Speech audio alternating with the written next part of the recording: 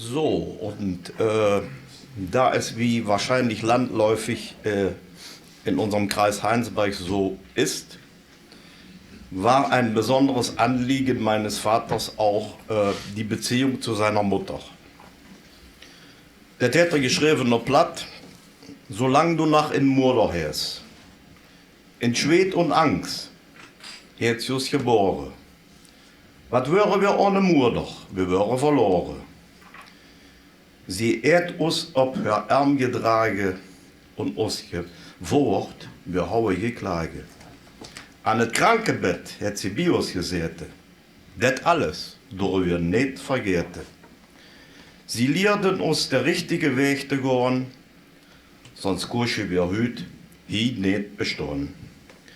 Und kann sie nu auch flott nicht mehr gehen, sie kann uns Sorg noch immer verstehen. Auch helpt das, sie immer nach det Mut doch auch ins Gesag. Und jeder ist riek, der in Mutter noch hört. Sprech und Dank dafür still ihr Gebet.